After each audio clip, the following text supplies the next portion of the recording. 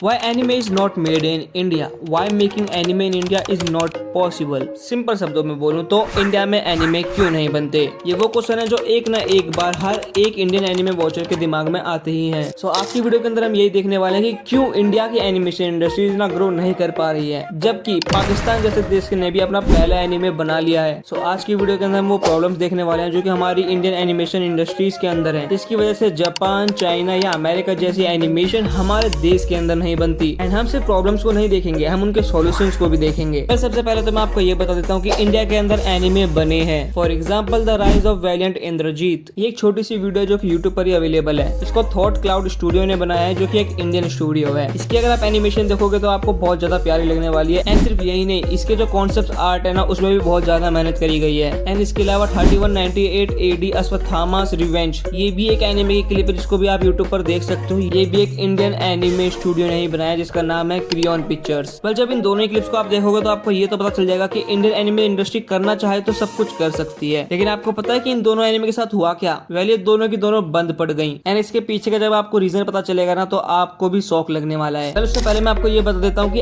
Actually में animation से कितना पैसा बनता है। तो हम दो मूवीज का एग्जांपल लेते हैं। सबसे पहली है minion the rise of Gru and second है demon slayer the Muzan train. पहली वाली मूवी को बनाने के लिए लगे हैं $80 million and demon slayer movie को बनाने में लगे हैं $15 मिलियन। एंड इन दोनों ने प्रॉफिट किसने क्या करा? मिनियन द राइज ऑफ ग्रू ने कमाए $914 मिलियन एंड डीमन स्लेयर ने कमाए $500 मिलियन।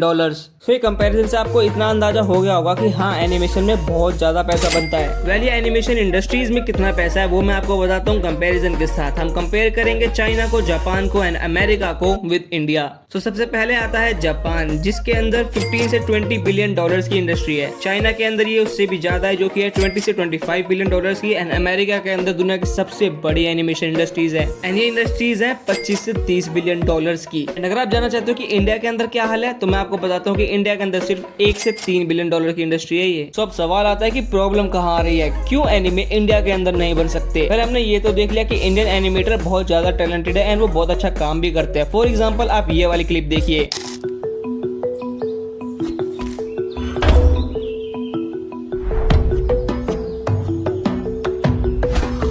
ये क्लिप किसी फुल फ्लेज स्टूडियो ने नहीं बनाई है। ये एक आर्टिस्ट है जो कि इंस्टाग्राम पर भी अपनी वीडियोस डालते हैं, उनको जाकर आप प्यार दे सकते हो। वेल, जब छोटे क्रिएटर्स इतना अच्छा काम कर सकते हैं तो बड़ी इंडस्ट्रीज तो और भी ज्यादा धमाल मचा सकती है। सो प्रॉब्लम कहाँ पर आ रही है, आइए देखते हैं। तो इंडिया के अंदर बहुत बड़े लेवल पे एनिमेशन इंडस्ट्रीज ग्रो नहीं कर रही है। उसके पीछे मेनली 5 कारण है। सबसे पहला है इंफ्रास्ट्रक्चर। इंडिया के अंदर ऐसा कोई इंफ्रास्ट्रक्चर ही डेवलप नहीं करा गया है जो एनिमेशन इंडस्ट्रीज की हेल्प करे, इसकी वजह से एनिमेशन इंडस्ट्रीज को बहुत ज्यादा सफर करना पड़ता है। सेकंड रीजन है मनी।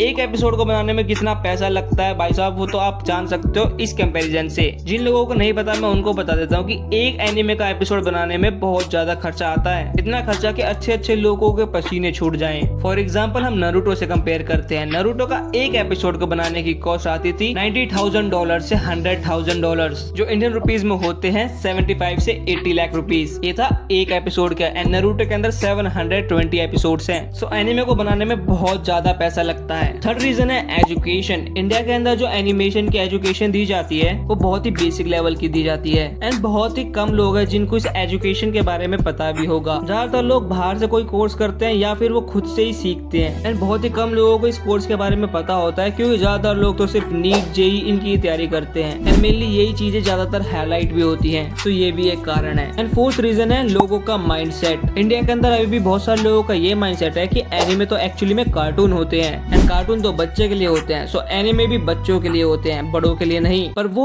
बहुत ही ज्यादा गलत है। इस चीज को आप भी समझते ही होंगे। हाँ, मैं मानता हूँ कि एनिमे दिखने में कार्टून जैसे होते हैं। एंड अगर किसी ने आज से पहले कभी एनिमे नहीं देखा है तो वो इनको भी कार्टून ही कंसिडर करेगा। लेकिन एनिमे एंड कार्टून के बीच में अंतर ये है कि कार्टून के पीछे कोई लॉजिक नहीं होता, वहीं पर एनिमे बिना लॉजिक के बन ही नहीं सकता। फॉर एग्जाम्पल अगर कार्टून के अंदर कोई ईवल है या फिर कोई विलन है तो उसकी कोई बैक स्टोरी नहीं होती। एंड इसलिए लोग सिर्फ उसे ईवल कंसिडर करते हैं। वहीं पर एनिमे के अंदर विलन्स की भी अपनी एक बैक स्टोरी होती है, इसलिए बहुत सारे लोग उससे भी कनेक्ट कर पाते हैं। जैसे कि नारुतो के अंदर लोग इटाची से कनेक्ट करते हैं, जबकि उसने अपने पूरे के पूरे विलेज को मार डाला था। तो लोगों का माइंडसेट इस तरह का है कि एनिमे जो बच्चों के लिए होते हैं, इसलिए वो उसको ज्यादा प्रायोरिटी नहीं देते। एंड इसके बाद सबसे बड़ी प्रॉब्लम आती है, वो है ऑडियंस का सपोर्ट। ऐसा नहीं है कि एनिमेशन वाली चीजें इंडिया के अंदर पहले कभी ट्राई नहीं करी गई हैं। इंडिया के अंदर बहुत पहले एक मूवी आई थी जिसका नाम था टुन्नूपुर का सुपर हीरो। ये मूवी काफी ज्यादा फनी थी एंड काफी ज्यादा अच्छी लगी थी मेरे को, लेकिन उस टाइम के हिसाब से लोगों ने इसको देखा ही नहीं, क्योंकि इस मूवी के अंदर एनिमेशन थी एंड लोगों को लगा कि ये मूवी तो बच्चों के लिए है। एंड ये सेम चीज होती है बाकी चीजों के साथ भी। जब भी कोई नई चीज को ट्राई करता है तो लोग कमियां ज्यादा निकालते हैं रेदर देन सपोर्टिंग देम। लेकिन अच्छी बात यह है कि ये चीजें एक्चुअली में बदल रही हैं। आपने बहुत सारे एनिमेशन के चैनल देखे होंगे इंडिया के अंदर, for example RJ bucket list या फिर नॉट योर टाइप। ये जो क्रिएटर है इनका कंटेंट एनिमेटेड कंटेंट है एंड इसके बावजूद बहुत सारे अडल्ट लोग इसको देखते हैं एंड इसी वजह से धीरे धीरे लोगों का परसेप्शन बदल रहा है एनिमे के प्रति, स्पेशली 2020 के बाद। 2020 में जो पेंडेमिक आया था उसके बाद तो बहुत सारे लोगों को एनिमेशन देखने में मजा आने लगा है। तो 2020 के बाद से एनिमे तो ग्रो कर ही रहा है एंड अब आ चुका है 2024 एंड अब गुड न्यूज ये है कि क्रंची रोल जैसे और भी प्लेटफॉर्म आने लगे हैं जो कि एनिमे को फुल सपोर्ट कर रहे हैं। पर यहाँ पर ऑडियंस का बहुत ज्यादा सपोर्ट चाहिए लोगों को, क्योंकि अभी भी लोग जो है हिंदी डब में एनिमे देखना तो चाहते हैं लेकिन क्रंची रोल का प्रीमियम वर्जन नहीं खरीदना चाहते। एंड वो इस चीज को नहीं समझते कि अगर वो क्रंची रोल जैसे प्लेटफॉर्म को अभी सपोर्ट नहीं करेंगे इनिशियल डेज में तो ये चीज भी यहीं पर रुक जाएगी। एज अ ऑडियंस आपको अपना सपोर्ट तो दिखाना ही होगा एंड ये चीज सिर्फ क्रंची रोल के लिए नहीं, आप इस वीडियो पे भी अपना सपोर्ट जरूर से दिखाना ताकि और भी लोगों तक ये वीडियो पहुंचे